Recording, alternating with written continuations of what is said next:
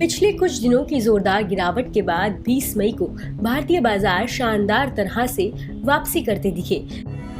Gap up opening के बाद Sensex में आज 1200 अंक का उछाल देखने को मिला।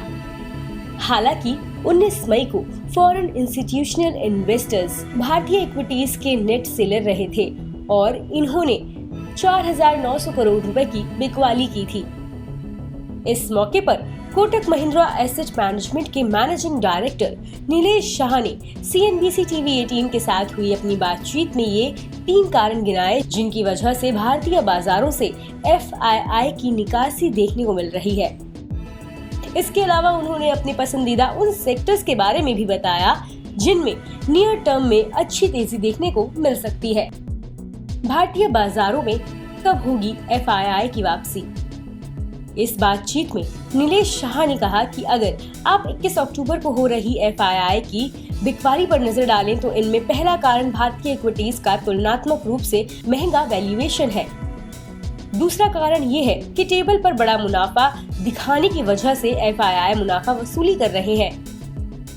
FII की बिकवाली का तीसरा कारण ये है कि उनकी निकासी के लिए भारतीय बाजार पर्याप्त रूप से लिक्विड है। पिछले 10 साल में भारतीय इक्विटी बाजार ने दूसरे उभरते बाजारों की तुलना में 2 गुना रिटर्न दिया है। वर्तमान स्थिति में FII बढ़ती महंगाई और कमोडिटी की बढ़ती कीमतों के दौर में कुछ मुनाफा अपनी जेब में रखना चाहते हैं। भारत एक ऐसा बाजार है जो उनको कमाई का मौका देने के साथ आसानी से निकलने के रास्ते भी देता है। ऐसे में अभी कुछ समय तक FII की बिकवाली कायम रहने की उम्मीद है। अगली कुछ तिमाहियों में किन सेक्टर में दिख सकती है मजबूती? इस सवाल का जवाब देते हुए नीलेश शाह ने कहा कि शेयरों के चुनाव के लिए सेक्टर के अलावा हम 2 और फिल्टर लगाने की सलाह देंगे। वे हैं वैल्यूएशन और गवर्नेंस। इसका मतलब है कि हम उन कंपनियों पर दांव लगाना चाहेंगे जो अच्छे वैल्यूएशन पर उपलब्ध है, जिनका संचालन अच्छे और मजबूत हाथों में है।